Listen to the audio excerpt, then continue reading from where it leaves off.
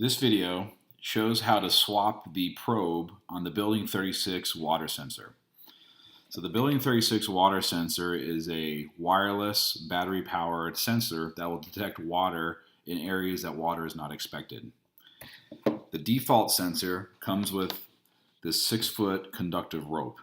If any part of this rope gets wet, it will trigger the sensor.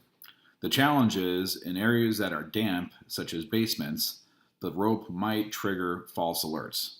So Building36 offers two types of probes to include in the system. So first, you have the rope. Second, you have a probe. So if you look at the tip of the probe here, this is metal. So if the two pieces of this metal get wet, it will trigger the water sensor. So we recommend using the probe in things like sump pumps or damp areas where the rope might be susceptible to absorbing moisture and staying activated. So this video is going to show you how to swap out the two ropes. So first, you remove the case off the water sensors. There's two little ridges here that you can just pull and pop out the water sensor.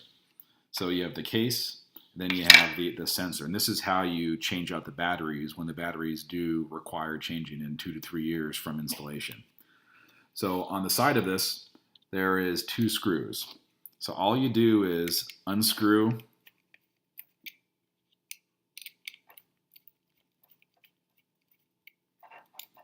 these two screws,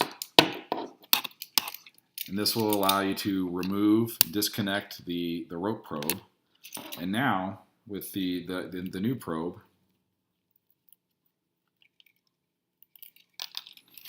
we can connect these two little mountings to these screws. So we get these in here and get just like that. And now we screw them together. So these you need to make sure that these don't touch, because this is what triggers the water. And then you put the case back on. So you put it up vertical. There's a little slot in the bottom here that needs to line up with the rope. Put that in like that. Boom.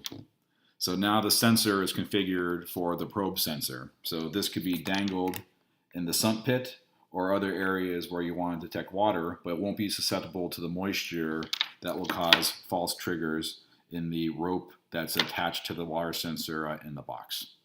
So if you have any other questions, you could go to ePropertyCare.com, and thank you for watching.